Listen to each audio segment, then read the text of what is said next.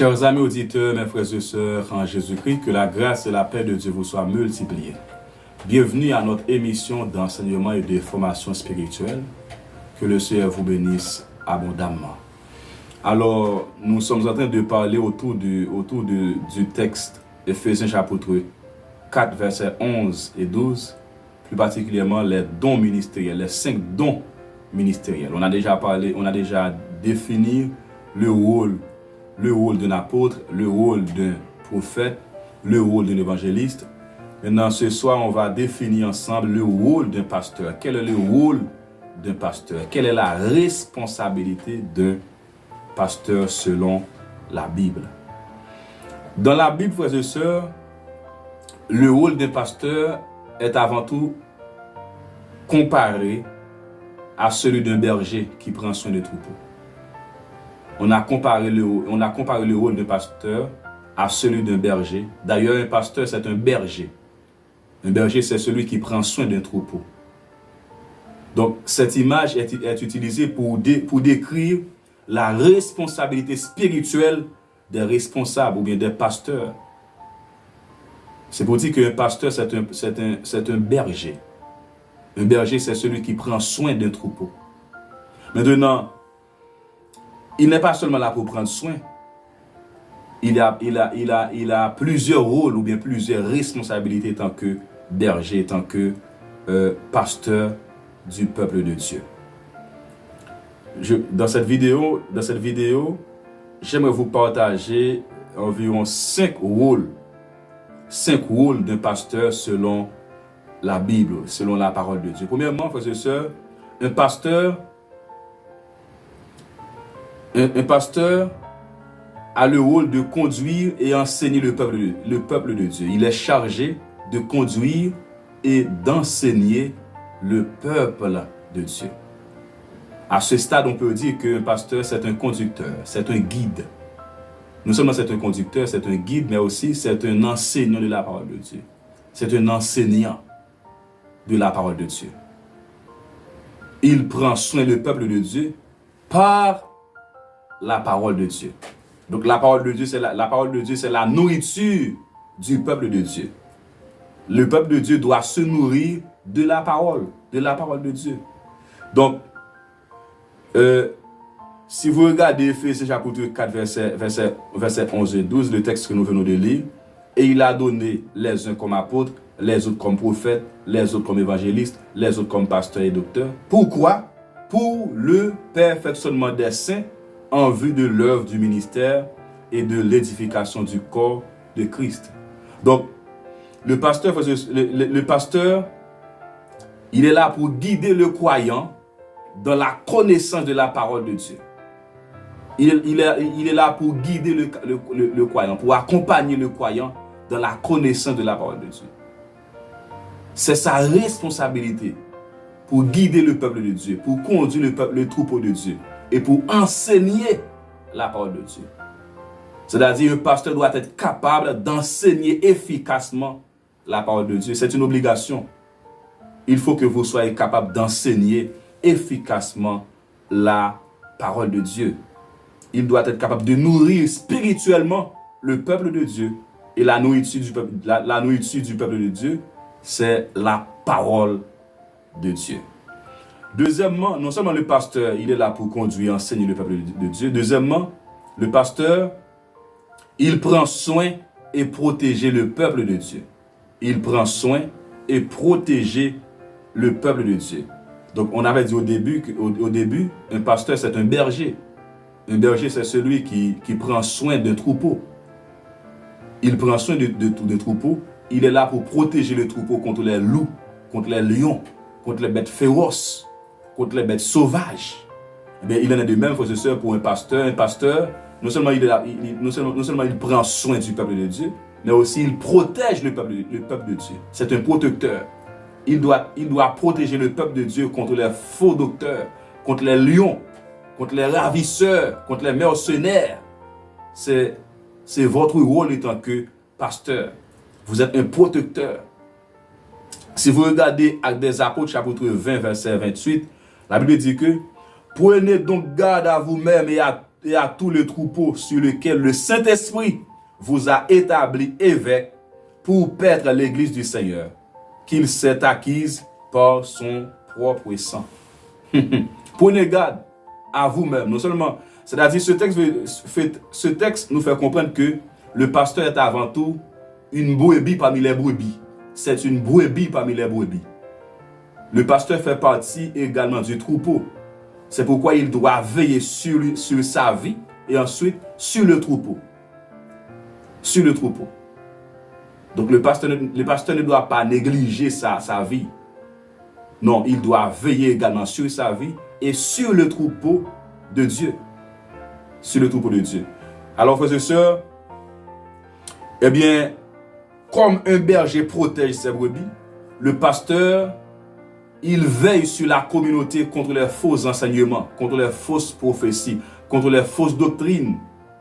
Il veille également sur le peuple de Dieu contre le péché.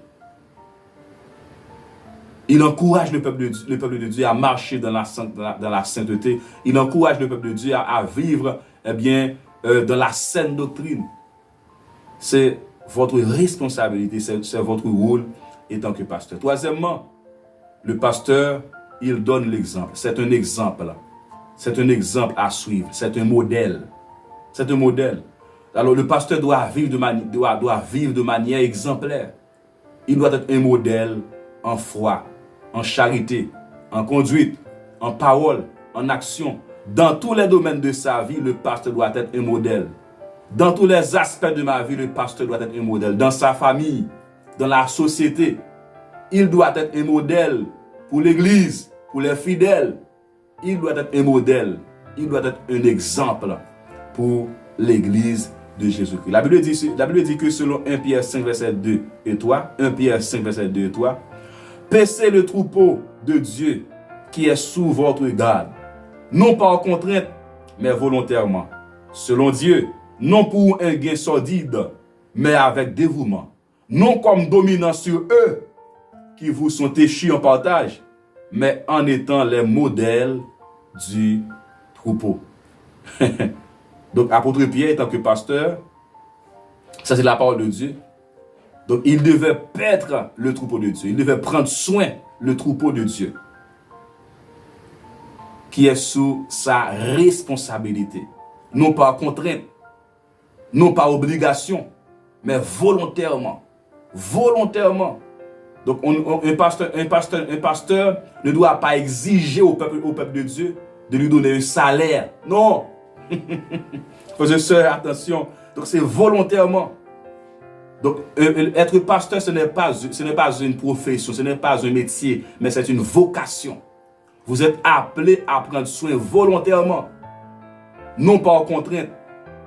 Il y a des pasteurs qui sont très exigeants, très exigeants. Non, frères et sœurs. Et ensuite, la dernière phrase du texte nous dit que, non comme dominant sur eux qui vous ont échus en partage, mais en étant les modèles du troupeau.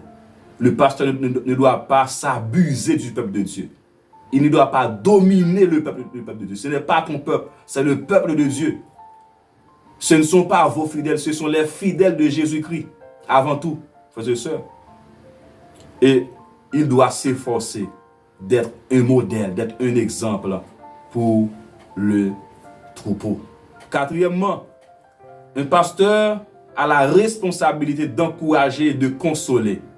Il a la responsabilité d'encourager et de consoler.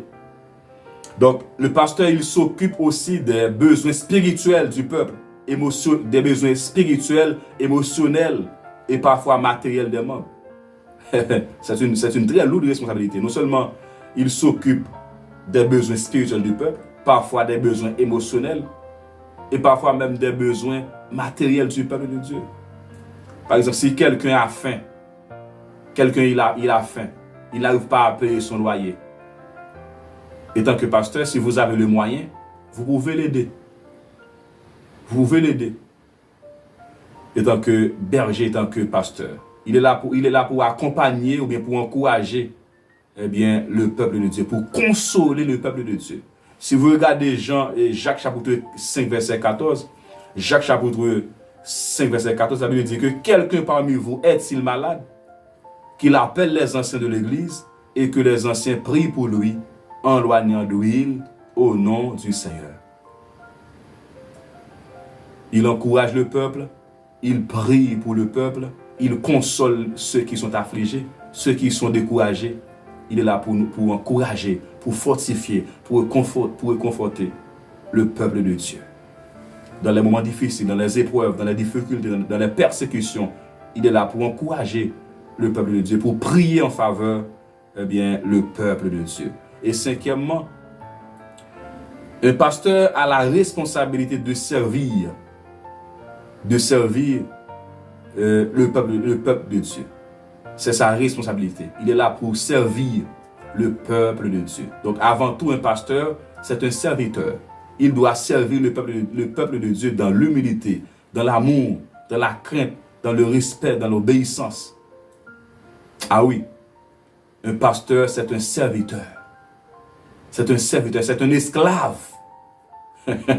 C'est un esclave. Ce n'est pas le peuple qui doit servir le pasteur, mais c'est le pasteur qui doit servir le peuple. C'est le pasteur qui doit servir le peuple dans l'humilité, dans l'amour, dans le respect et dans l'obéissance. Donc c'est pourquoi on dit qu'avant tout un pasteur, il est un serviteur. Donc en résumé, frères et sœurs, à titre de rappel, on dit que les principaux rôles d'un pasteur, premièrement, on dit que le pasteur, il conduit et enseigne le peuple de Dieu. Deuxièmement, il prend soin et protège le peuple de Dieu.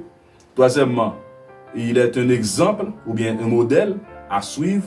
Quatrièmement, il encourage et console le peuple de Dieu.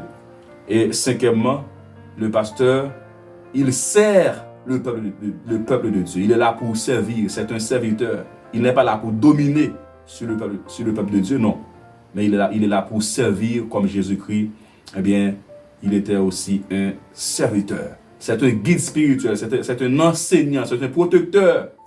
Il est un serviteur du troupeau en suivant l'exemple de Jésus-Christ qui est le bon berger. La Bible dit que selon Jean 10, verset 11, cinquième mot là, Jésus est le modèle par Jésus. Je suis le bon berger et le bon berger donne sa vie pour ses brebis. Je suis le bon berger. Le bon berger donne sa vie pour ses brebis. C'est-à-dire un pasteur, c'est un berger qui est là pour lutter contre les loups, contre les lions, contre les mercenaires, contre les ravisseurs. Au nom de Jésus-Christ. Oui, Seigneur, que ton nom soit sanctifié. Merci pour ta grâce. Merci au Dieu d'amour pour des pasteurs que tu as établis sur ton peuple. Merci pour des serviteurs, cher Seigneur Dieu, que tu donnes à ton Église, Seigneur. Nous demandons la sagesse, l'intelligence, le discernement, l'onction, la capacité, Seigneur, pour accompagner ton peuple, pour prendre soin de ton peuple. Bénis tes serviteurs, bénis les pasteurs, bénis les pasteurs, cher Seigneur Dieu, qui sont dans le monde entier, qui s'occupent de ton peuple, qui prennent soin de ton peuple, Seigneur. Déverser ta grâce, ta faveur, cher Seigneur Dieu, sur leur ministère, sur leur famille, sur ton peuple. Au nom de Jésus-Christ qui vit et qui règne au siècle des siècles. Amen. Soyez bénis abondamment. Samedi prochain, si Dieu veut, on va vous parler, le rôle d'un docteur, selon la parole de Dieu. On a déjà défini le rôle d'un apôtre, le rôle d'un prophète, le rôle d'un évangéliste, le rôle d'un pasteur. Samedi prochain, si Dieu le veut, on va définir le rôle d'un docteur selon la parole de Dieu. Commentez la vidéo, aimez la vidéo et partagez-la surtout à vos frères et sœurs pour aider ce ministère à grandir pour la gloire de Dieu. Soyez bénis abondamment.